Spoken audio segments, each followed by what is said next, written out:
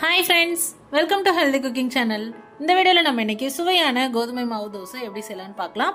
இட்லி தோசைக்கு மாவு இல்லாத சமயத்தில் ஈஸியான ஒரு டிஃபன் ரெசிபி. மார்னிங் பிரேக்ஃபாஸ்ட்டும் கொடுக்கலாம், டின்னருக்கும் கொடுக்கலாம். வாங்க எப்படி செய்யலான்னு பார்க்கலாம்.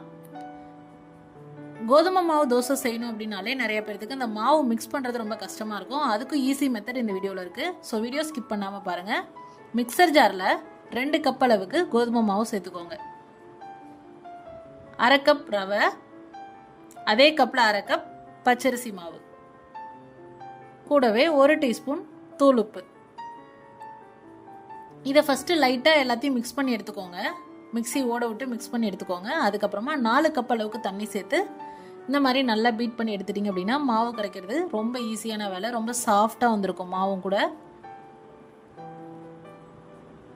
சொன்ன அளவுகளை கரெக்டாக ஃபாலோ பண்ணிங்க அப்படின்னா அந்த மாவோட கன்சிஸ்டன்சி கரெக்டாக இருக்கும். தோசை ஊற்றுறதுக்கு கரெக்டாக இருக்கும். இப்போ மாவு ரெடி ஆயிடுச்சு. நம்ம தோசை தவா ஹீட் பண்ணிவிட்டு தோசை ஊற்றி எடுத்துக்கலாம். கோதுமை தோசை பொறுத்த வரைக்கும் ஊற்றும் போது உடனே திரட்ட ஆரம்பிக்கக்கூடாது. கொஞ்சம் ஸ்லோவாக திரட்டணும் அப்படின்னா கரெக்டாக வரும். திரட்டி முடிச்சதுக்கப்புறமா எண்ணெய் விட்டுக்கோங்க. இப்போ ஒரு சைடு குக் ஆகிடுச்சு. அடுத்த சைடு திருப்பி விட்டுக்கலாம். நல்ல ப்ரௌன் ஷேடு வந்ததுக்கப்புறம் திருப்பினீங்க அப்படின்னா ஈஸியாக இருக்கும்.